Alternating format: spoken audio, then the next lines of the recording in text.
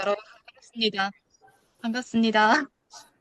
아무도 반응하지 않으시지만 저는 열심히 강의를 네. 한번 진행하겠습니다. 자, 지난주에 저랑 보셨잖아요, 여러분. 아마 이제 마음속으로는 저에게 대답을 하셨을 거라고 생각을 하고 한번 강의를 진행을 해 보겠습니다. 지난주에 여러분 발표하는 걸 제가 진행하면서 옆에서 조금 보긴 했어요. 그래서 약간씩 체크를 해 드린 부분도 있었고, 아무래도 이번에 이제 참여하셨던 분들께서 제가 봤을 때는 발표의 경험이 많이 없으셨던 것 같다라는 생각이 좀 들었어요. 그래서 제가 오늘 강의 제목을 투자 결정 7분 첫인상이 투자를 결정한다라고 적어봤어요. 그러니까 여러분께서 지금 굉장히 다양한 사업 분야에서 활동을 하고 계시고 그 분야에서는 아마 저보다도 훨씬 더 뛰어난 분들이라고 저는 생각을 합니다. 네, 그런데 그걸 전달하는 방식에서 약간만 조금만 더 업그레이드가 되면 어떨까 하는 생각이 들었어요. 자, 제가 지금 이 커피를 가지고 왔거든요. 커피. 자, 커피를 가지고 왔는데 제가 제일 좋아하는 이 스타벅스의 바닐라 크림 콜드 브루입니다. 자, 이걸 제가 팔 때와 또 지금 계신 이제 PM님이 팔 때와 또 여기 계신 여러분이 팔 때 이걸 파는 사람에 따라서 이걸 구매하는 사람의 수는 저는 달라질 수 있다라고 생각을 해요. 그래서 그걸 얼마나 잘 전달할 수 있을까에 대한 이야기를 오늘 한번 해보겠습니다. 자, 그래서 먼저 저희 목차는 이렇게 한번 진행을 해볼까 합니다. 지금 보시면 이제 오프닝 시작으로 해서 뭐 IRPC의 게임 체인저인 딜리버리의 힘이 어떤 건지, 그리고 투자자가 거절하는 IR 피칭 할 때 이제 치명적인 실수를 하시는 것들이 있어요. 근데 이게 평소에 분명히 대표님들께서 말씀하실 때는 전혀 그러지 않으시다가 왜 이런 일이 발생하냐? 긴장하기 때문이에요. 왜 긴장을 할까요? 바로 투자와 연결되기 때문입니다. 그래서 그런 실수를 줄이기 위한 방법을 한번 이야기를 해볼 거고요. 다음으로는 투자자를 사로잡을 수 있는 딜리버리, 어떻게 하면 좋을지에 대한 이야기와 또 실전에서는 어떻게 적용하면 좋을지, 또 마지막으로는 여러분께서 지금 여기서는 실습을 하기가 어려우시니까 제 수업을 듣고 나서 앞으로 이렇게 하면 좋겠다라는 플랜까지 한번 같이 이야기를 나눠보겠습니다. 자, 제가 앞서 제목도 그렇고 오프닝에서도 이렇게 제가 정리를 해봤어요. 투자의 결정은 7분 안에 끝난다라고 적었습니다. 자, 이렇게 적은 이유는 제가 일단은 저희가 그때 발표 시간이 7분, 그리고 질의응답 시간이 8분이었어요. 그래서 사실 총 15분 동안이 저희에게 주어진 시간인데, 일단 투자자분들이 질문을 하기 위해서는 그 7분 안에 투자자의 마음을 사로잡아야 된다고 생각합니다. 제가 질문을 한번 여러분께 드려볼게요. 여러분 혹시 저에게 궁금한 거 있으세요? 지금 아마 없으실 수도 있어요. 왜냐면 제가 누군지를 모르잖아요.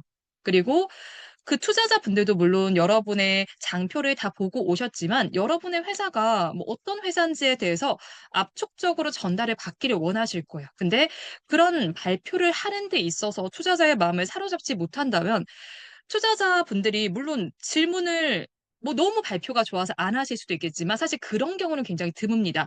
보통 여러분께서도 관심이 가면 더 궁금한 게 막 생기잖아요. 그래서 그런 궁금증을 끌어낼 수 있는 게 바로 이 7분의 시간 동안이라고 저는 생각을 해요.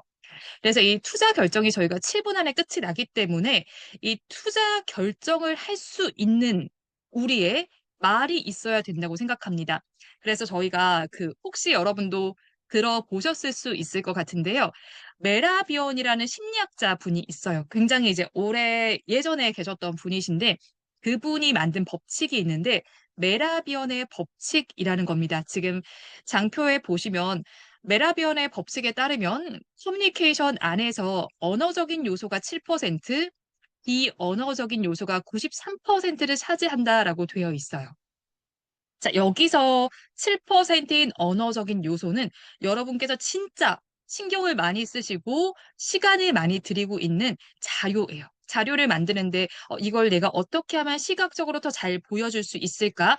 어떤 이미지를 사용해야 투자자들이 우리의 이야기를 조금 더 간결하게 한눈에 알아볼 수 있을까에 대한 고민을 이 7%라는 퍼센테이지에 많이 소유를 하고 계실 거예요. 사실 저 역시도 마찬가지입니다. 저도 그냥 이런 수업을 할 때 장표 없이 "그냥 해 주세요."라고 하면 훨씬 쉬워요. 그냥 떠들기만 하면 되잖아요. 근데 제가 말로만 흘려 버리면 들으시는 분들은 그게 기억이 나질 않아요. 그래서 그걸 잘 전달한 이후에 볼 수 있는 자료를 만들기 위해서 PPT 이런 장표를 만들게 되는데 그 장표에 들이는 시간보다 더 중요한 게 사실은 비언어적인 전달 요소예요. 어쨌든 저희가 이거를 자, IR 피칭 시작하겠습니다 해서 올라오셔서 대표님들께서 아무 말도 하지 않는 상태에서 PPT만 넘기고 있는 게 아니잖아요. 시각적인 요소가 굉장히 중요하긴 하지만 그 요소를 어떻게 잘 전달하는지가 굉장히 중요한 부분을 차지하게 됩니다. 그럼 저희가 한번 다시 지난주로 돌아가서 한번 생각을 해볼게요. 여러분께서 스스로 발표도 하셨고 다른 팀의 발표도 보셨던 기억이 나실 거예요. 또 제가 진행하는 모습도 보셨을 테고요.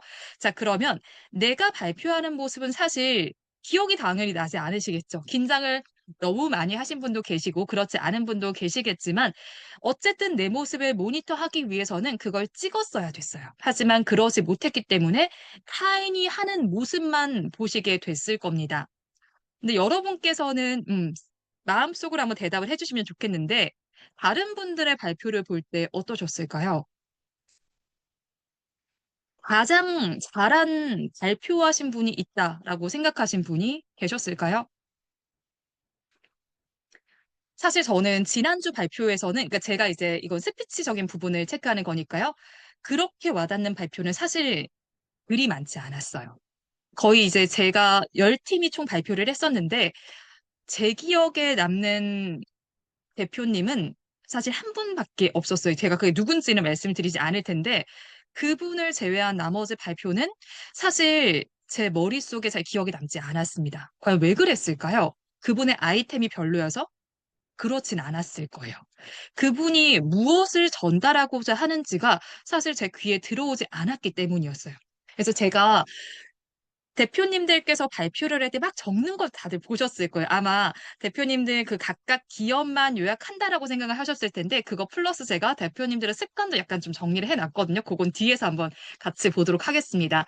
그래서 PPT 장표를 만드는 데 투자하는 것도 너무너무 중요하지만 여러분께서 어쩌면 간과하고 있었던 이 스피치적인 부분, 이 스피치라는 것에는 말투도 포함이 되고요. 여러분이 쓰는 제스처도 포함이 됩니다. 그리고 사실 평소에는 저희가 너무 바쁘게 일상을 살아가다 보니까 조금 나의 외모에는 신경을 안 쓰실 수도 있는데 발표를 할 때만큼은 뭐 정장을 입으라는 뜻은 아니지만 최대한 깔끔하게 하는 거 중요하고요.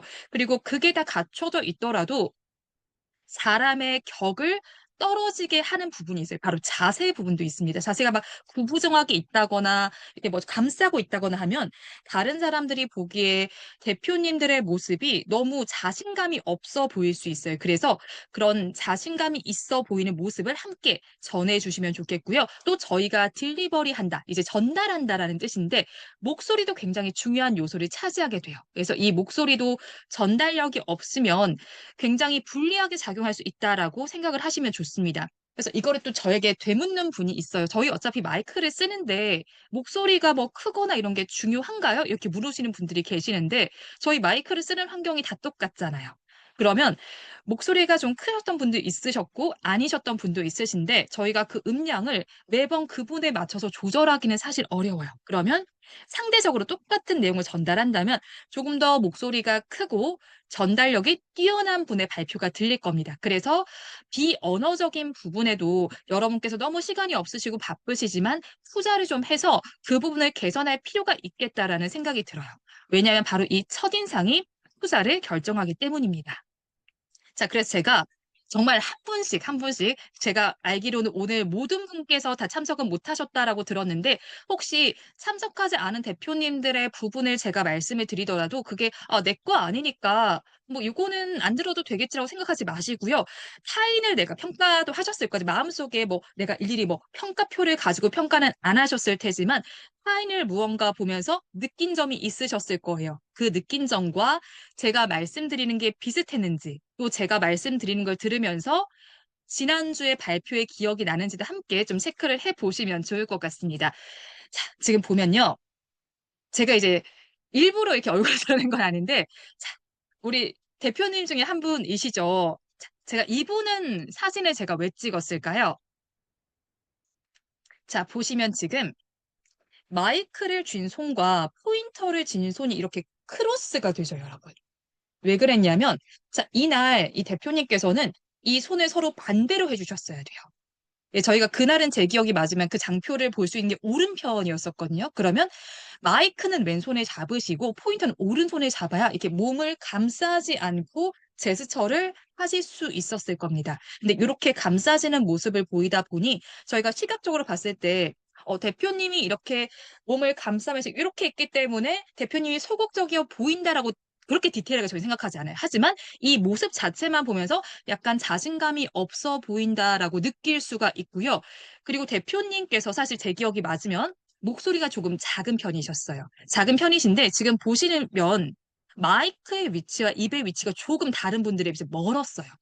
사실 이 위치가 너무 먼 위치요까지는 아니지만 대표님의 목소리 크기를 고려한다면 조금 먼 위치였어요. 그래서 대표님께서는 발표하실 때 앞으로는 마이크를 조금 더 가까이 댈 필요가 있겠다라고 생각을 해 주시면 좋습니다. 또 다음 분도 한번 볼게요.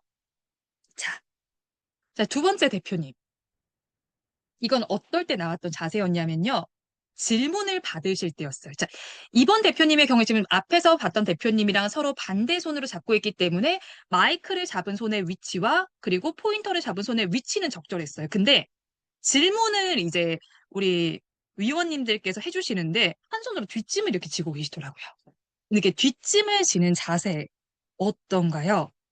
약간 좀 어떻게 보면 거만해 보일 수도 있는 자세입니다. 약간 뭐 어떻게 뭐 심사위원님들께서 그렇게 안 느끼셨을 수도 있지만 약간 그런 거죠. 너 그래 한번 심사해봐라. 나는 뭐 질문 드릴게. 약간 요런 느낌으로도 비춰질 수 있기 때문에 최대한 손은 뒤로 가시기보다는 앞으로 내셔야 돼요.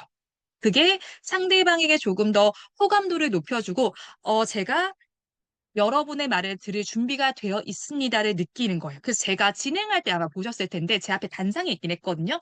단상에 저는 일반적으로 손을 올려놓고 진행을 했어요. 그리고 앞쪽으로 웬만하면 제스처를 썼던 걸 보실 수 있었을 겁니다. 그 부분을 참고를 해주시면 좋을 것 같고요. 다음 분도 한번 넘어가 볼게요. 이번에는 자, 우리 대표님께서는 또 뭐가 문제였을까요?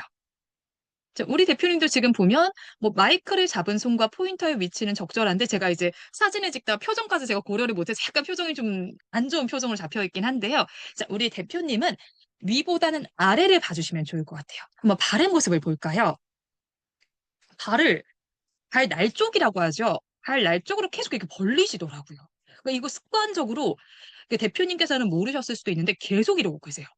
근데 이게 저희가 어쨌든 단상이 없는 상태에서 대표님의 머리끝부터 발끝까지가 노출이 되어 있던 발표 환경이었어요. 그러면 심사위원들 눈에는 당연히 대표님의 머리끝부터 발끝까지가 다 보이겠죠. 근데 계속 이러고 있으면 여기 시선이 갈 수밖에 없거든요.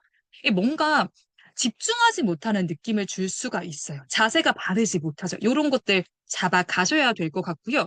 자, 마지막으로 자, 우리 대표님. 자, 보시면 자, 이 대표님의 경우엔 이런 습관이 있었어요. 마이크를 잡고 좋아요. 위치는 너무 다 좋은데 계속 이 포인터를 잡은 손을 여기 걸쳐요. 말씀하실 때 여기 계속 걸쳐요. 여기 왜 걸치시는 거예요? 여기다 걸치지 마시고 내려주셔야 돼요.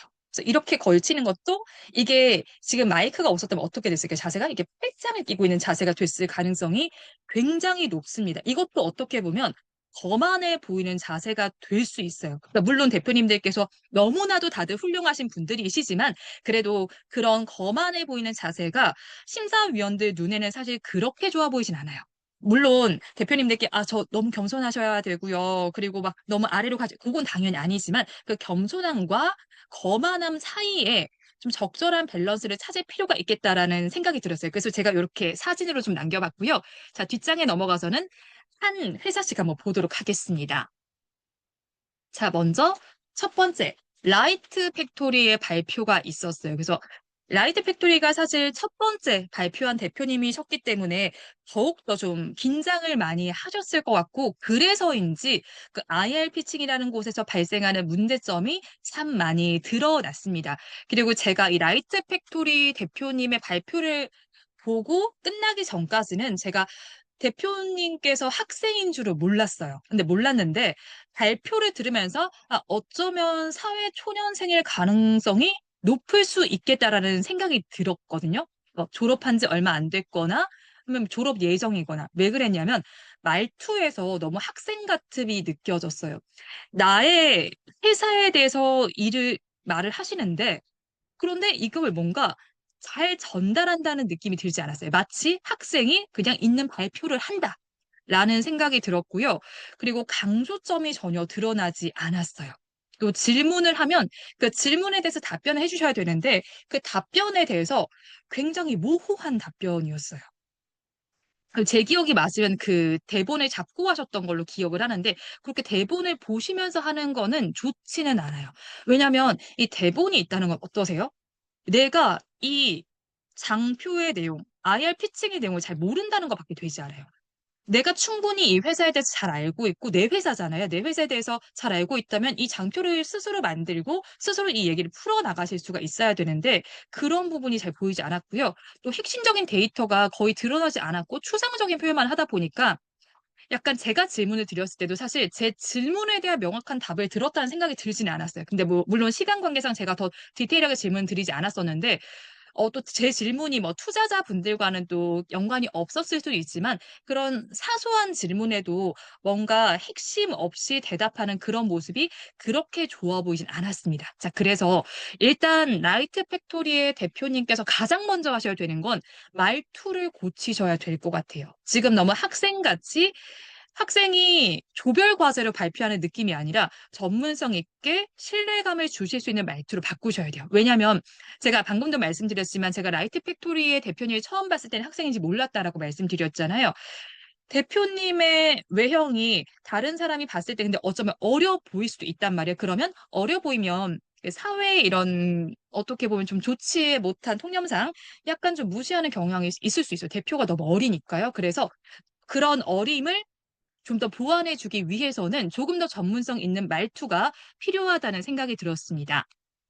그래서 핵심 포인트가 있는 부분에서는 강약도 좀 조절을 해 보시고 끊어읽기를 잘 활용을 하셔야 돼요. 이 끊어읽기와 강약 조절이 안 되면 대표님이 무엇을 말하고 싶은지가 저희에게는 들리지 않습니다. 또 구체적으로 답변을 좀 뾰족하게 만드는 거를 잡아 가시면 좋을 것 같고요. 데이터를 좀 기반으로 해서 설득력 있게 프레젠테이션을 만들어 주셨으면 좋겠다는 생각이 들었습니다. 다음으로 넘어가 볼게요. 두 번째 기업이 바로 유니콘이었습니다. 제가 이렇게 적었어요. 기술력은 뛰어났지만 전달력에서 아쉬움이 있었던 케이스로 기술 스타트업이 흔히 범하는 실수와 개선점을 확인할 수 있습니다. 이렇게 돼 있었는데, 자, 일단 저희가 여러분 목소리가 나가는 데가 그날 어디였어요? 마이크였어요. 그래서 지금 제가 이제 장편에 뭐 마이크를 잡은 손으로 제스처를 취하지 못함 이렇게 써 있는데 취하시면 안 되는 거예요. 자, 마이크로 제 목소리가 들어가는데 이 마이크를 계속 움직이면 어떡해요? 그럼 제 육성이 나가는 거예요. 그럼 전달이 안 됩니다. 그래서 기본적으로 여러분께서 생각을 하실 때 마이크를 이렇게 잡으시잖아요. 마이크를 잡으시면 얘는 소리가 들어갈 수 있게 고정을 하시고 나머지 손으로 제스처를 해주셔야 돼요. 물론 마이크 이렇게 달고 있는 마이크를 할 때는 해당하지 않는 상황이지만 핸디로 보통 이렇게 잡으시는 경우가 많잖아요. 그런 날은 마이크를 잡은 손은 최대한 가만히 고정하고 있어야겠구나라고 생각을 해주시고 이 손으로만 들고 있으면 팔이 아프니까 바꾸실 수는 있어요. 그렇지만 웬만하면 이 마이크 든 손은 움직이지 마시고 내 목소리가 잘 들어갈 수 있게 해주셔야 합니다. 네, 두 번째로 역시나 핵심 기술이 잘 드러나지 않았어요. 역시나 강조점을 잘 잡지 못하셨다라는 뜻이고요. 기술면이 굉장히 뛰어나셨을 텐데 그 부분이 전혀 효과적으로 드러나지가 않았습니다. 자, 그래서 대표님의 경우에도 마이크를 잡은 손과 제스처를 하는 손의 분리가 필요해요. 그래서 제스처를 하는 손은 제스처를 하시고 마이크를 잡는 손 잡으시고. 그래서 그날은 저희가 장표가 옆쪽으로 있었기 때문에 마이크를 사실 교체할 수 있는 그런 환경은 아니었어요. 그렇지만 최대한 분리해서 마이크 잡은 손은 제스처하지 말기 이거를 꼭 기억을 해 주시면 좋겠다는 생각이 들었습니다. 다음 기업을 한번 넘어가 볼게요. 자, 이번에는 이노글랜스였거든요. 자, 이노글랜스에서는 제가 가장 큰 문제점으로 생각이 든 게 바로 목소리 부분이었어요.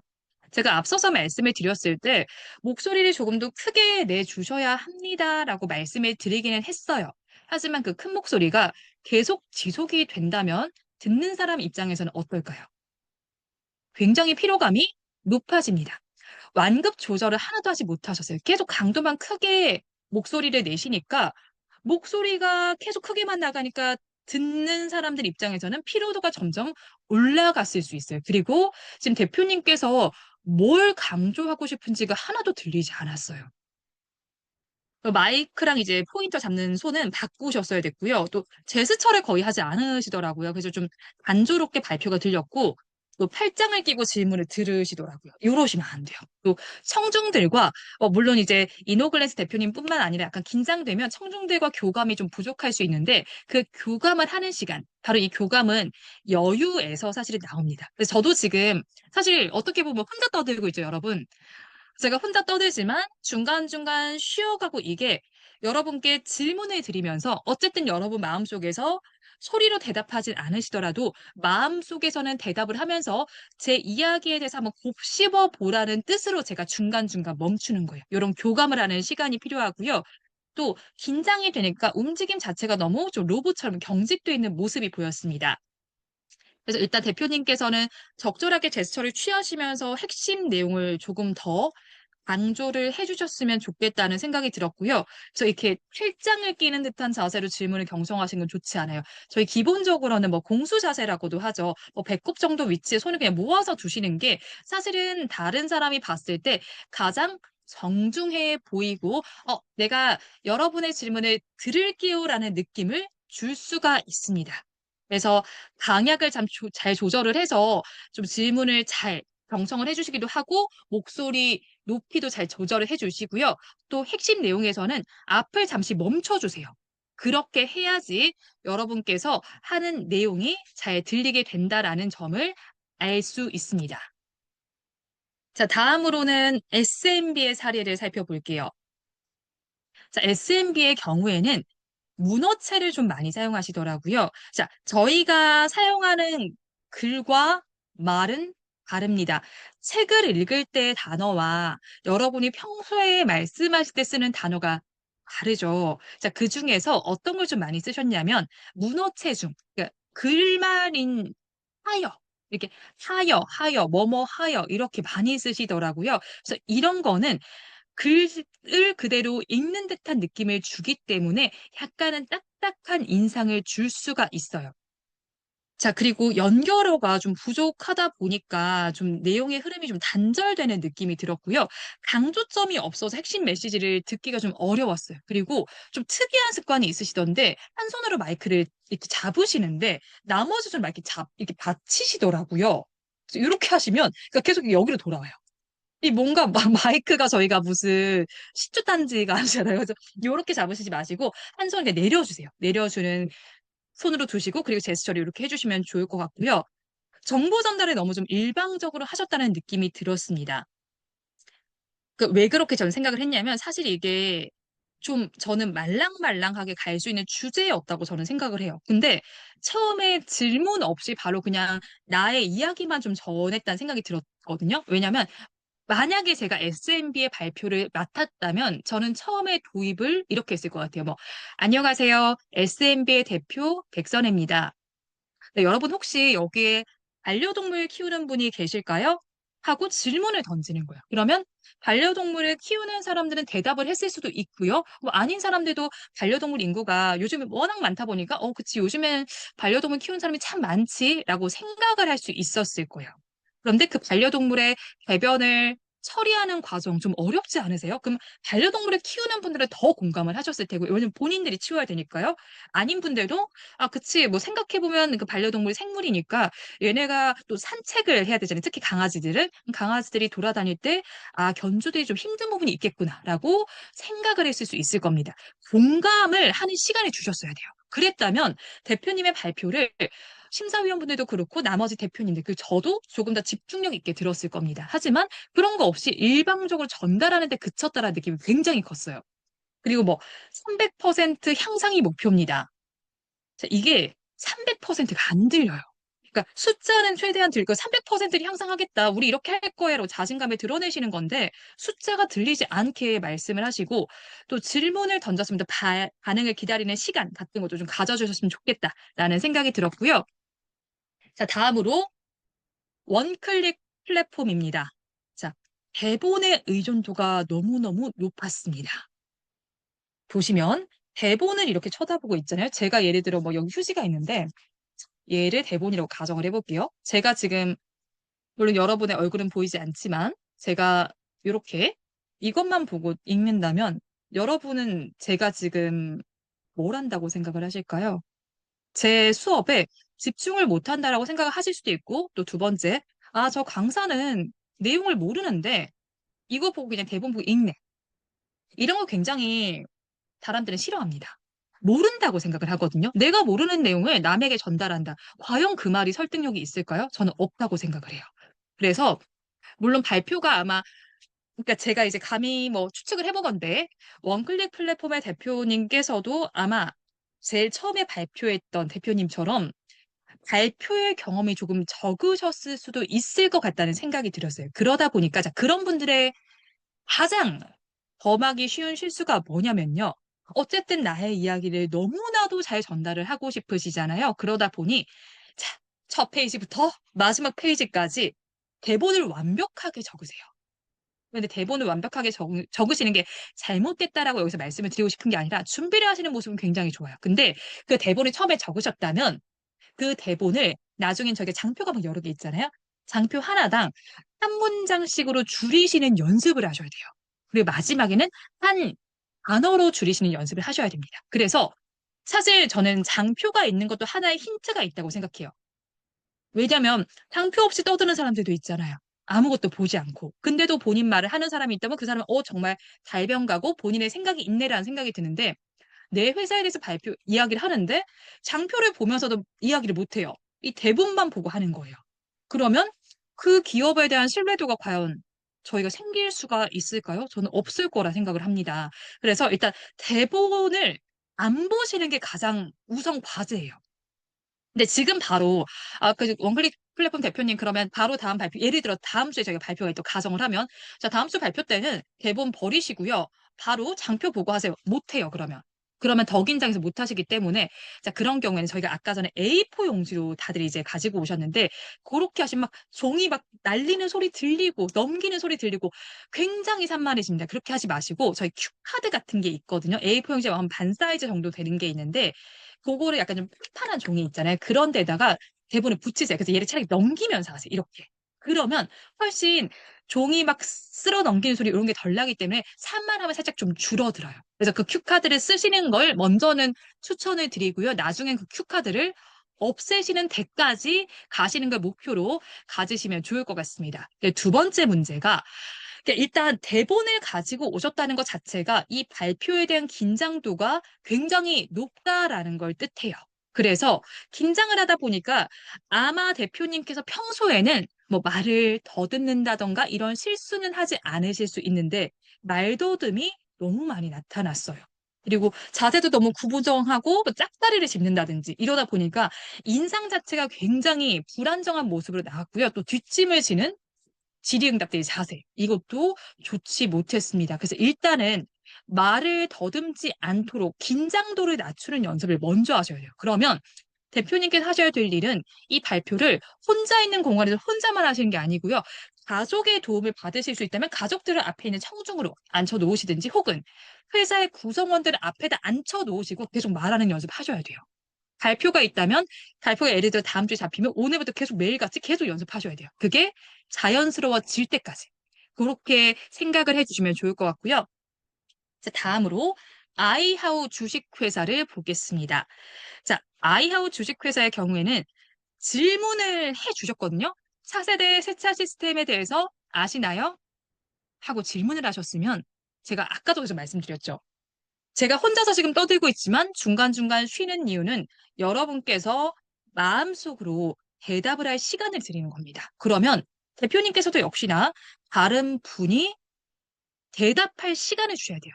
그러면 대답이 들리지 않더라도 그래서 그 뒤에 내용을 이어가기 전에 잠깐의 쉼은 있어야 된다라고 생각을 해주시면 좋고요. 역시나 강조점이 부족했고 발음이 명료하지 못했어요. 그리고 또 이게 연결어를 너무 많이 쓰시더라고요. 그러니까 한 문장의 문장에 구성되는 단어 수가 좀 짧아야 돼요. 왜냐하면 저희가 어쨌든 뭐 장표를 보고는 있지만 좀 더 의존하는 건 대표님의 입이에요. 목소리인데, 자, 저희가 지금 말을 할 때, 지금 또 제가 말할 때 밑에 자막이 나가지 않죠. 그러면 사람들은 이 문장이 너무 길어지면 집중을 못 해요. 한 문장당이 좀 간결할 필요가 있다라는 생각이 들었고요. 또 속도가 너무 다 비슷하더라고요. 자, 이렇게 되면 또 문제가 요즘에 그 저희 AI 너무 많이 발전했잖아요. 근데 AI가 녹음한 거랑 사람이 녹음한 거 차이가 나죠. 가장 큰 이유 중에 하나가 바로 이 일정한 속도입니다.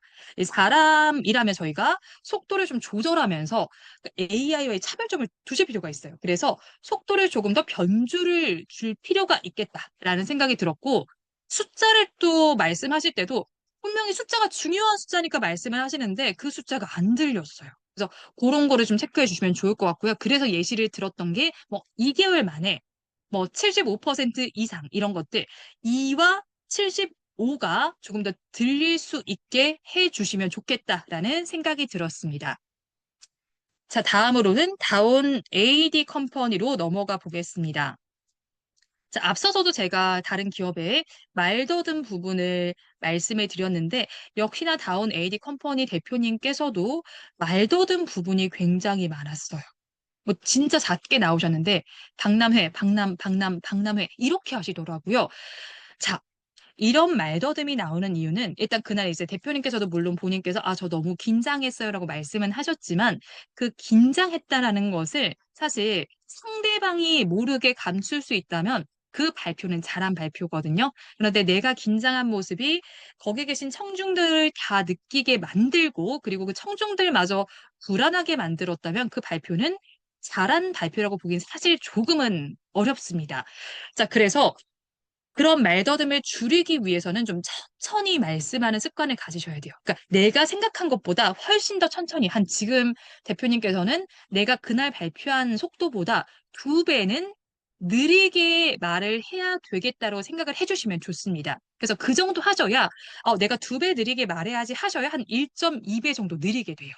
그래서 조금 더 천천히 말씀을 하신다라는 생각을 가져주시면 좋을 것 같고요.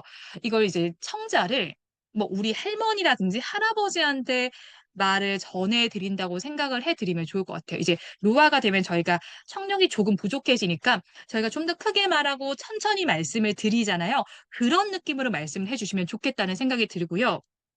또 그리고 저희가 실제로 적을 때는 했고요 이렇게 적기는 해요. 근데 이거를 저희가 했고요 이렇게 말하지 않죠. 했고요. 그러니까 구어체로 말씀하실 때는 단어 발음이 달라진다라는 거를 생각을 해주시면 좋겠습니다. 그래서 너무 긴장하시다 보니까 호흡 자체가 너무너무 불안정해서 전체적인 발표를 하시는 게 좀 무너져 있었다라고 보시면 좋을 것 같습니다. 다음 기업은 커런시 유나이티드였어요. 자, 그런데 이제 대표님께서도 목소리 크기가 조금 더 작았던 것 같아요. 그래서 전달력이 좀 부족했다는 생각이 들었고요. 또 이제 각 기업마다 단어가 중요한 게 각각 있으시잖아요. 왜냐면 본인들이 다루는 아이템이 있으시니까요. 근데 이제 대표님께서는 외환이라는 바로 외화로 하시더라고요. 그래서 물론 그거가 뭐 중요한가라고 생각하실 수 있지만 내가 다루는 아이템에 대한 발음도 제대로 못한다면 사실 그거 문제가 있겠죠. 그래서 내가 다른 부분 발음을 못하더라도 내 아이템에 대한 발음만큼은 다른 것보다 굉장히 명확하게 하실 수가 있어야 합니다. 그리고 역시나 또 말을 더듬으시다 보니까 신뢰도가 떨어져요. 그래서 여러분 혹시 그 영화를 보셨는지 모르겠는데 킹스 스피치라는 영화가 있었죠. 물론 이제 그분은 나라의 리더, 여러분은 기업의 리더입니다. 그럼 리더가 말을 더듬는 모습을 보이면 굉장히 자신감이 없어 보여요. 자, 그래서 그 부분, 네. 제가 지금 이걸 화면을 못 봐서 이제 카톡을 잠깐 봤는데, 네. 정말 감사한, 그 피드백 감사합니다. 네. 그리고 이제 팔을 이렇게 몸에 붙이고 계시더라고요. 요렇게 되면 제스처가 안 돼요. 여러분, 그쵸? 요렇게 돼요. 저도 지금 팔을 이렇게 붙이고 하는데 조금 멀리 가면 요런 식으로 붙여서 하면 이렇게 돼요. 무슨 펭귄도 아니고, 그쵸? 그래서 팔을 약간 몸에서 주먹 하나 정도 거리는 떼서 말씀을 하셔야 제스처를 쓰실 수가 있고요. 또 목소리 톤이 너무 단조로워요. 그러다 보니까 너무 단조로운 목소리의 문제는 지루해집니다. 그래서 청중들이 시간이 가면 갈수록 차라리 이제 대표님이 나왔을 때 사람이 나오고 막 움직임이 있으니까 시선이라도 가는데 뒤로 가면 집중을 못 하게 돼요. 그래서 톤을 조금 더 다양화할 필요가 있다라는 생각이 들었고요. 그래서 일단은 목소리 크기를 좀 더 키워주세요. 그리고 전문 용어, 이제 본인께서 다루는 아이템에 대해서는 조금 더 정확한 발음을 하실 필요가 있고요. 또 이게 말씀하실 때 보니까 이런 말씀하시더라고요. 뭐 90%가 넘는 환테크 사용자. 그런 사용자가 있으니까 저희 이거 유망할 겁니다 말씀하셔야 되는데 그럼 이게 들려야 되는데 안 들려요. 또 그리고 뭐 유일하게 과세가 없는 곳. 중요하죠. 자, 근데 안 들려요. 그래서 이런 부분에 대해서는 목소리 크기를 조금 더 크게 하시고 조금 더 천천히 하실 필요가 있고요. 또 저희가 목소리만 쓰지 않고 우리의 모습이 다 보였잖아요. 자연스럽게 제스처를 하셔야 핵심 내용이 부각이 됩니다. 자, 주식회사 디엔도 한번 보겠습니다. 디엔 대표님은 제가 일전에도 뵀던 적이 있었던 기억이 있어요. 자, 그런데 그날은 사실 제가 대표님의 발표를 봤을 때 좀 되게 작은 공간이고 실제 발표 현장은 아니었기 때문에 조금은 러프하게 봤었어요. 근데 이번에 실제 발표 현장이었기 때문에 조금 더 꼼꼼하게 살펴봤는데 일단 대표님께서도 너무 목소리가 웅얼웅얼거려요. 그러니까 목소리가 여기 있으니까 아무리 마이크를 갖다 대도 목소리가 작은데 그 마이크마저도 멀리 있어요. 자, 그러다 보니 대표님의 목소리가 더 전달되기는 어려웠습니다. 그리고 아이템이 분명히 정말 발전 가능성이 있고 좋은 아이템을 가지고 계시는데 그런 아이템에 비해서 본인의 자세 너무 자신감이 없이 구부정하게 이렇게 있으시더라고요. 또 이렇게 하세요. 이게 모든 곳에서 그러진 않으셨는데 이고요. 어때 보이세요? 약간 제가 이렇게 했고요. 좀 약간 경박해 보이죠? 대표님의 이미지가 전혀 그러지 않으시거든요. 근데 그 말투에서 갑자기 경박함이 막 이만큼 올라가는 거예요. 그런 어미 처리하시면 안 돼요. 이고요. 확실하게 끝까지 약간 어미 쪽에 원래 제가 일반적으로 뭐 아나운서 수업을 할 때는 어미의 힘을 빼세우라고 하는데 일반 다른 분들이 스피치를 할 때는 어미의 힘이 너무 안 들어가서 또 안 들려서 문제거든요. 그래서 어미 처리를 확실하게 해주셔야 되고 핵심 메시지가 역시나 들리지 않았습니다. 그런 부분들 한 번 더 생각하면서 내가 어떤 메시지는 강조해야 되지를 장표를 보면서 그 장표 아래서 나만의 표시를 해두시는 것도 저는 좋을 것 같다라는 생각이 들어요. 그래서 그런 부분들 한번 생각을 해주시고요. 자, 그리고 이제 거의 마지막 기업인 것 같은데 EVN 솔루션 주식회사. 자, 언어 습관이나 이제 뭐 관련된 문제점들이 보였는데 그 중에서 가장 많이 보였던 문제가 연결어를 너무 많이 쓰시더라고요. 뭐 그리고를 쓰시는데 연결어를 쓰신 게 사실 잘못된 건 아니고요. 연결어가 있어야 조금 더 매끄럽게 들리긴 합니다. 뭐 예를 들어서 이렇게 하는 게 더 낫겠죠? 자, 첫 번째 장 이겁니다. 자, 다음 장은 이겁니다. 세 번째 장 이겁니다. 보다야. 자, 제가 앞서서 이런 문제점에 대해서 말씀을 드렸고요. 이제는 저희 문제점을 해결할 수 있는 방법에 대해서 다음 장에서 보겠습니다. 이렇게 뭐 그리고 하시면 괜찮은데 모든 단어를 다 그리고로만 쓰시는 거예요. 어휘의 다양성이 많이 떨어져 있었어요. 그래서 뭐 그리고 말고도 저희가 쓸 수 있는 게 뭐 다음으로 뭐 계속해서 뭐 또한 더불어 이런 여러 가지 단어들이 있잖아요. 그런 단어를 좀 더 적극적으로 활용해 주실 필요가 있다는 생각이 들었어요. 그리고 뭐 같은 이런 식으로 모음을 좀 길게 끄는 습관도 있으시더라고요. 이런 걸 쓰시면 별로 좋지 않습니다. 또 뭐 저도 마찬가지겠지만 각자가 쓰는 말 속에는 나도 모르게 쓰는 간투사들이 있어요. 뭐 근데 이제 EVN 솔루션 주식회사 대표님께서는 요걸 많이 쓰시더라고요. 이제, 현재는 이제. 계속 이제가 막 수십 번 나와요. 한 문장 안에서 이제 한 5번씩 나오시더라고요. 그런 거는 빼주시는 게 좋고요. 또 앞서서 지적해드렸던 다른 기업 대표님처럼 문어체를 쓰시지 마세요. 하였습니다 아니고 했습니다. 그리고 마지막으로는 청중의 반응을 보면서 소통하셔야 돼요. 지금 저처럼 막 이제 줌으로 하는 거 아니잖아요, 여러분. 앞에 사람이 있으면 최대한 그 사람들의 반응을 보면서 소통을 하셔야 여러분의 마음도 조금 더 편해집니다. 그런 걸 한번 생각하면서 진행을 해주시면 좋겠어요. 제가 그래서 이제 이분의 발표가 완벽해요까지는 아니지만 조금 더 이분이 괜찮아 보여야 하는 분의 발표를 좀 가지고 왔습니다. 재생을 한번 해볼게요. 혹시 안 보이신 말씀해 주세요.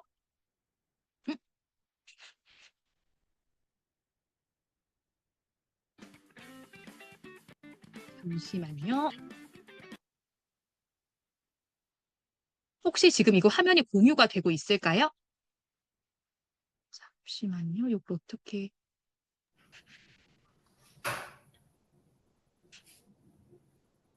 제가 이 화면을 좀 공유하고 싶은데 어,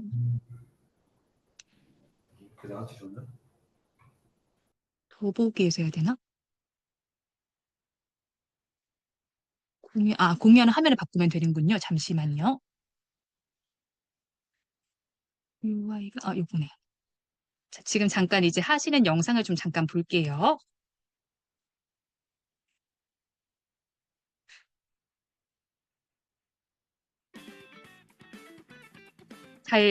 지금 광고가 잠깐 나가고 있어서요.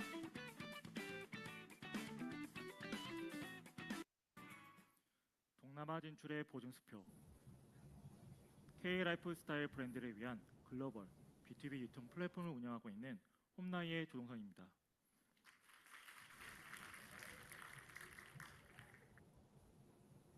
혹시 최근에 동남아 여행을 다녀오신 분이 계실까요? 혹시 소리 좀만. 정말 뜨거워진 한류에 한 번 더 놀라셨을 겁니다. 어느 매장을 방문을 하든 한국어로 된 한국 음악을 들으실 수가 있고요. 또한 넷플릭스를 호텔에서 키신다면 탑 10 중에 7개가 한국의 영화, 한국의 드라마로 되어 있습니다. 또한 한국 음식점뿐만 아니라 편의점을 간다면 한국의 식품들도 아주 쉽게 보실 수가 있습니다. 이렇듯 한류 열풍이 한국 제품의 소비로 이어지고 있습니다. 한국산 상품들 동남아로 수출하는 비중은 매년 증가를 하고 있고요. 더욱이 베트남 같은 경우에는 전체 동남아 시장 중 45%를 차지하는 비중을 가지고 있습니다. 이는 놀랍게도 중국, 미국에 이어 세 번째 국가입니다. 그렇다면 한류 열풍으로 모든 한국 기업들이 동남아 진출에 성공을 하고 있을까요? 아닙니다. 아쉽게도 많은 대기업들, 많은 중소기업들이 동남아에 진출을 하였지만 여러 가지 어려움을 겪고 있습니다. 한국에서 성공했던 모델이라 하더라도 현지의 생활 방식에 맞지 않는 상품 구성을 하다 보니 어려움을 겪게 되고요. 현지에 특화된 상품을 만든다 하더라도 현지 시장과 협업할 수 있는 포인트를 찾지 못한다면 계약은 거기서 종료가 됩니다. 한국에서 이미 성공한 서비스들, 하지만 현지의 법무, 세무에 대한 이해가 없다면, 그리고 그를 해결할 수 있는 현지 네트워크가 없다면 또한 다시 어려움을 겪고 있습니다. 동남아의 유통 구조를 확인을 해볼까요? 85%가 오프라인 시장으로 되어 있습니다. 따라서 많은 중소기업들은 현지의 페어에 참석을 하여 오프라인, 현지 바이어를 만나 그들을 설득시키는 작업을 진행을 하게 됩니다.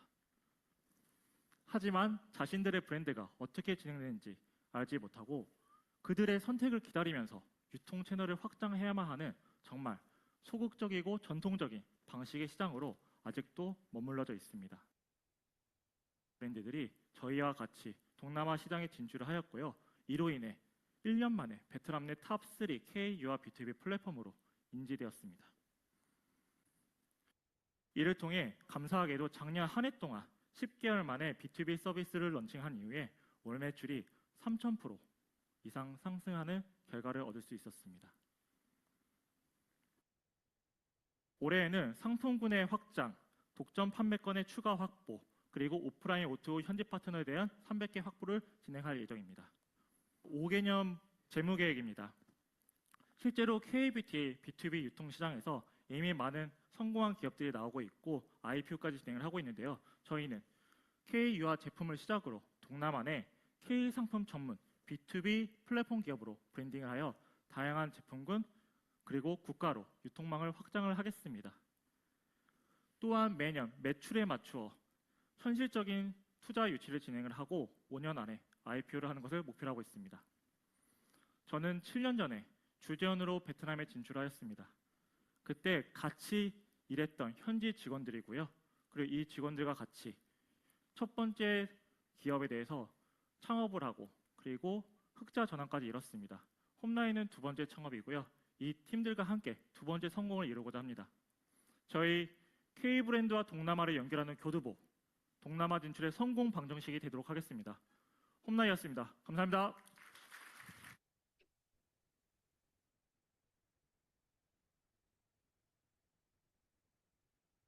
지금 보시면, 잠시만요, 얘를.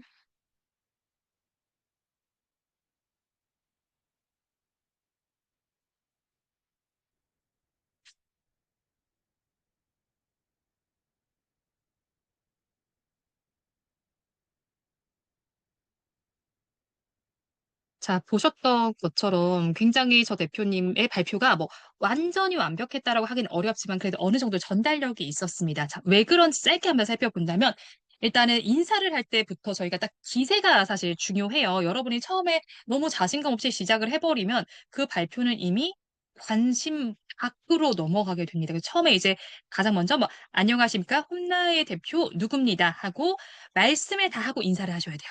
그렇게 하는 거. 그리고 역시나 끝에도 감사합니다 하고 말씀을 하시고 또 인사를 하는 그런 부분들이 있었고요. 제가 저번에 예시를 들고 왔던 이유는 끊어읽기를 그래도 굉장히 잘하는 편이셨기 때문이에요. 뭐 발음적인 면이나 물론 이게 교정할 부분이 굳이 디테일하게 들어가면 있지만 그래도 저희가 듣는데 큰 무리는 없었죠. 그래서 그런 부분들 또 뭐 숫자나 내가 강조할 부분을 잘 강조하고 계셨고 내 머릿속에 이 회사에 대한 정보가 아주 명확하게 그리고 꼼꼼하게 잘 들어가 있다라는 느낌을 줬어요. 그리고 대표님께서 하는 제스처 보셨어요? 생각보다 굉장히 넓게 제스처를 하시죠. 사실 발표를 하는 환경에 따라서 제스처의 넓이는 좀 달라지긴 해야 되는데요. 일반적으로는 저희가 뭐 어깨부터 이제 골반 라인까지 박스를 쳐서 이 박스 안에서 해주세요라고 말씀을 많이 드려요. 하지만 아까 전에 봤던 그리고 저희가 봤던 환경이 좀 비슷한 환경인데 다 노출이 돼 있잖아요. 그럴 때는 조금 더 크게 제스처를 하셔도 돼요. 근데 뭐 연설할 때처럼 이렇게 하거나 이렇게만 안 하시면 되고 요 안에서 조금 더 크게 왔다 갔다 하면서 제스처를 하셔야 이 손을 따라서 저희가 또 다른 사람들의 시선도 넘어갈 수가 있어요. 그래서 손도 예를 들면 넘기실 때 얘만 넘기시면 안 봐요. 안 따라가고 제 시선이 같이 가야 청중들의 시선도 같이 따라갑니다. 그래서 그런 부분들 한번 생각하면서 발표를 해주셨으면 좋겠다라는 생각에서 저걸 좀 가지고 왔고요. 자, 그래서 이제 딜리버리 이야기 다시 좀 한번 넘어가서 해보도록 하겠습니다. 제가 이번에 그 심사 항목을 좀 보게 됐거든요. 그러니까 뒤 제가 뭐 이면지를 쓰고 있었는데 그 바로 앞장에 심사표, 점수표가 있었어요. 그래서 보니까 딜리버리가 100점 만점에서 10점 정도를 차지하고 있더라고요. 근데 이 10점이면 사실 10분의 1인데 내가 왜 시간을 내서 여기에 투자를 해야 돼라고 생각을 하실 수도 있어요. 그런데 자, 저희가 어쨌든 문서화해서 위원분들에게 투자자분들에게 전달을 합니다. 하지만 그 안에서 내가 다 풀지 못한 이야기 당연히 있으실 거거든요. 왜냐하면 저도 마찬가지예요. 저도 제가 뭐 자료를 만들고 하다 보면 내가 말로 하면 이거 좀 더 잘 설명할 수 있는데 이게 좀 자료에선 잘 안 보이네. 이게 분명히 있단 말이에요. 근데 그 부분을 여러분께서 이 피칭을 통해서 전달하셔야 되는데 오히려 그 자료보다 내 피칭 능력이 너무 떨어지는 게 제가 봤을 때 좀 아쉬웠어요. 그래서 비대면적인 요소를 여러분께서 충분히 활용하셔야 된다라는 점을 꼭 기억을 해 주시면 좋을 것 같습니다. 자, 그리고 저희 특강도 그날 들었었잖아요. 그래서 그 대표 이제 특강해 주셨던 이사님께서 했던 말이 기억이 나는데 그분께서는 기업에 투자할 때 사람을 본다고 하셨죠. 그쵸? 누가 운영을 하는 회사인지, 그래서 그 사람에 대한 신뢰도가 과연 있는지를 보게 됩니다. 그런데 발표를 하고 있는 이 대표가 자신감이 너무 없고 그러니까 그런 모습을 보인다면 과연 이 자신감 없는 대표가 본인의 아이템에는 자신감이 있을까? 과연 이 일을 잘해낼 수 있을까? 내 투자금이 과연 제대로 잘 활용될 수 있을까라는 생각을 하게 됩니다. 자, 그래서 이 투자자들에게 신뢰를 주는 게 굉장히 중요해요. 그래서 제가 앞서서 말씀을 드린 것처럼 자신감 있게 하셔야 되는데 우리나라의 문화상 너무 여러분께서 겸손하시더라고요. 그렇게 겸손하게 하실 필요 없고 조금 더 소위 뻔뻔해질 필요가 있었다라는 생각이 들었습니다. 그리고 질문을 하시면 좀 빠르게 대답할 수 있게 해주시고 그리고 그게 있어요. 내가 말하고 싶은 거랑 상대가 듣고 싶은 게 달라요. 그래서 상대는 과연 무엇을 원하는가에 대해서 한번 고민하는 시간을 가져보시면 좋겠다는 생각이 들었어요. 그리고 앞서서 제가 이제 말씀드렸던 장표 중에서 투자자가 이제 거절하는 IR 피칭의 치명적인 실수들 이런 게 있는데 첫 번째 거만해 보이는 자세가 있었습니다. 그래서 앞서서 제가 대표님들께서 긴장해서 했던 그 많은 자세들 중에서 팔짱을 끼거나 뒷짐을 지는 자세. 뭔가 근데 그때는 저희가 사실 투자자분들이 좀 더 아래에 있었고 여러분이 좀 더 위에 있었기 때문에 시선 자체가 내려다볼 수밖에 없긴 했는데 좀 깔아본다든지 그런 느낌만 아니셨으면 됐을 것 같고요. 또 뭐 허세로 들리는 말투 좀 과도하게 이제 여러분께는 자신감이 좀 더 필요해 보이긴 했는데 그 자신감이 너무 과해지면 또 신뢰도가 떨어지게 됩니다. 그래서 그 적정한 자신감이 어떤 건지에 대한 고민을 한번 요 강의가 끝나면 해보시면 좋을 것 같고요. 또 뭐 눈을 마주치는 걸 회피한다든지 시선을 막 어디에 둘지 몰라요. 막 제가 불안하면 생각보다 여러분 안 보는 것 같지만요. 발표자의 시선을 청중들은 잘 따라가게 돼요. 누군가 앞에 서 있기 때문인 거거든요. 그래서 그런 거랑 아까 전에 또 말더듬기. 그러니까 사실 발음적인 면은 명확하게 가져가려면 사실 끝도 없어요. 제가 봤을 때 연습을 진짜 많이 하셔야 되는데 사실 말더듬은 어쩌면 조금은 빠르게 개선을 할 수도 있거든요. 그건 속도만 사실 좀 조절을 하면 됩니다. 그래서 그런 것들 그리고 목소리를 평소보다 더 크게 하셔야 돼요. 그래서 제가 이제 뭐 대표님들 중에 제가 오늘 쭉 강의하면서 목소리가 작으세요 했던 대표님들이 있었잖아요. 그분들께서는 오늘 본인 차에 가셔서 소리를 한번 질러보세요. 그럼 내가 소리 질렀을 때 소리 크게 어느 정도 나는지. 그럼 내가 이 소리를 내기 위해서 어느 정도의 에너지를 썼는지. 그래서 발표를 하실 때 소리를 지르라는 뜻은 아니지만요. 조금 더 크게 내는 방법을 본인께서 익숙하게 받아들일 필요가 있다라는 생각을 하고요. 마지막으로 준비가 부족한 것들. 질문을 했는데, 물론 오히려 이제, 저는 이제 그 부분에 답변하기 어렵습니다라고 이제 답변했던 대표님께서 한 분 계셨던 걸로 기억을 하거든요. 근데 그 답변은 전 솔직히 뭐, 어, 별론데라고 생각하지 않았던 게 굉장히 자신감 있게 말씀하셔도 재치 있게 넘어가서 저희 같이 한번 웃고 넘어갔었잖아요. 그런 건 괜찮은데, 질문에 다 답변을 못하면 좀 곤란하겠죠. 또 그리고 너무 이제 막 뜬구름 잡는 소리만 하면 그 대답이 와닿지 않아요. 공감을 얻기가 어렵습니다. 그래서 그런 부분들을 한번 생각해 주시고 또 대본에 의지하는 모습이 사실은 가장 준비성이 없어 보여요. 저희가 다른 사람의 얘기를 하는 게 아니라 대표님들의 얘기를 하는데 그것조차 제대로 말하지 못한다면 그거는 좀 투자자분들의 이목을 끌기 어려울 것 같다는 생각이 듭니다. 그리고 마지막으로 제 기억에 맞으면 발표가 7분인데 그 7분을 지켜준 대표님이 한 분인가 두 분밖에 없었고요. 나머지 분들은 그 7분이라는 시간을 잘 맞추지 못하더라고요. 오버를 한다든지 아니면 아주 모자라게 발표한다든지 였는데 타이머를 재세요. 각 이제 IR 피칭마다 제한된 시간이라는 게 있잖아요, 여러분. 그래서 그 시간에 맞춰서 발표하는 연습을 꾸준히 해보시면 좋습니다. 네, 다음으로 끊어읽기들. 자, 어디에 끊어읽기를 할지. 근데 이걸 끊어읽기를 하려면 대표님들 스스로가 내 발표에 무엇이 중요한지를 알고 계셔야 돼요. 그래서 이런 것들 한번 활용을 해보시면 좋겠다라는 생각이 들었습니다. 또 쉼도 적절하게 활용을 해주시고, 뭐, 강약을 변화시킨다든지, 스타카토 기법을 활용한다든지, 그런 걸 해주시면 좋을 것 같고요. 역시나 뭐 높낮이를 조절하고, 효과적으로 톤을 좀 변화시키고, 또 목소리를 내실 때 제가 아까 전에 이제 뭐 잘한 예시라고 표현을 드렸는데 그분에게도 부족했던 게 바로 이 감정 전달이었어요. 우리의 말에 감정이 들어가 있지 않다면 그 말은 진정성이 느껴지지 않게 됩니다. 그래서 내 목소리에 감정을 싣는 연습을 꼭 해주시고요. 그리고 이제 진짜 간과를 많이 하시는데 내가 무슨 방송하는 사람도 아니고 그런데 왜 찍어봐야 돼라고 생각하시는 분들 굉장히 많거든요. 절대 녹음만 하지 마시고 녹화를 해서 보세요. 녹화를 해보면요. 나도 모르는 나의 습관이 보이시거든요. 근데 그 모습을 봤을 때 이게 과연 다른 사람에게는 어떻게 보일까에 대한 생각을 하시고 고치셔야 돼요. 그래서 꼭 발표 연습을 하실 때는 뭐 저희 요즘에 스마트폰 너무 잘 나와 있잖아요. 삼각대를 세워두시고 꼭 발표하는 연습을 해주시면 좋겠습니다. 저희 시간이 제가 조금 부족해서 뒤에 이제 마무리만 한번 정리를 해드리면요. 제가 좀 한번 과제를 내드려 볼게요. 그래서 오늘 밤에는 시간이 되신다면 내가 피칭하는 거 있잖아요. 영상을 녹화해서 스스로 한번 체크를 해보세요. 이거는 이렇게 보이네? 저건 저렇게 보이네. 제가 또 장표에 정리를 해드렸잖아요. 그런 부분들을 내가 과연 다 개선을 했는지를 보시고요. 이번 주 내에는 끊어읽기나 강약 변화. 그럼 강약을 내가 변화시켰을 때 실제로 들리는지 체크를 해보시고 마지막으로 그 다음에는 제스처도 한번 써보시는 거예요. 그래서 차례대로 이렇게 플랜을 짜서 개선을 하시면 나아지실 수 있지 않을까 하는 생각이 들었습니다. 제 강의는 여기서 마무리해 보도록 할 테고요. 들어주셔서 고맙습니다.